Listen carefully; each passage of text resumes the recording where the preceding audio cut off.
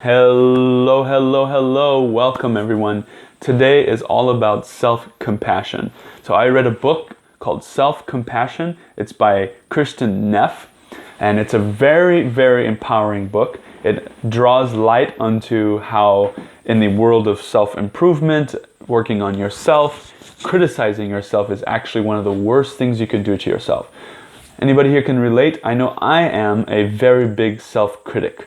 And what happens also when you are a very big self-critic is you start to judge others as well. So if you notice that you are judging and criticizing everybody else outside, you probably have to realize that it's probably because you criticize yourself.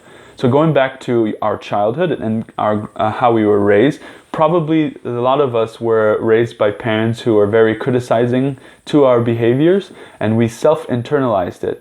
And we started criticizing ourselves, and we started to create habits of thinking like we're not enough. Who I am is not enough. I need to do more and perform more so that I can receive love, which is pretty sad, and it has a lot of detrimental effects on us. So one of the things we need to do before we can continue to develop our life and creating the vision of our lives that we want, we have to actually start being more self-compassion and dealing with how we are criticizing ourselves.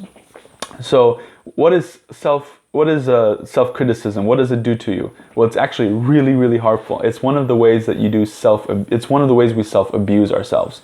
It is very painful to receive whenever we perform criticism on ourselves. It's painful to receive. It's fear-based. It makes us anxious. It's self-handicapping. Notice that when you do something, you don't do it to your full potential, so that later when someone tells you or when you judge yourself, you can say, I didn't do it with my full potential because I could have done better, but I wasn't really trying, And we do that with everything in our life. And it's because we're avoiding that dreadful moment when it's going to come up that we're going to judge ourselves, and we don't want to feel that pain. So what is the solution? How do you stop that?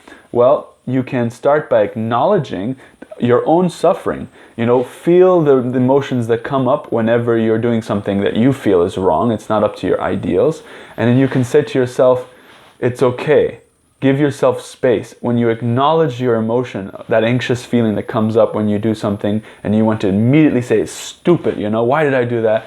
You want to calm down, separate yourself from that suffering or that feeling, and ask yourself, why did this happen to you? What need are you wanting to accomplish that you weren't able to do? And give yourself the time and the space and love yourself. And this, by separating yourself, creates the opportunity for you to develop yourself a little bit more. Watch your self-talk. Acknowledge your needs and your emotions. And this is called self-supportive behaviors. I know I really need this. I know there's not enough time to talk about this book, but I made a lot of notes in the bottom, so please take the time to look at it. Remember, I believe in you. Please believe in yourself. Give yourself a hug today and say you can do it. Focus on yourself, because I really think that you cannot give the love you do not have. So first, focus on your love that you have for yourself inside. Let it bubble up, and when your cup runneth over, then you're able to really give people love that is real and not from need, from fear. Thank you very much. Have a great day.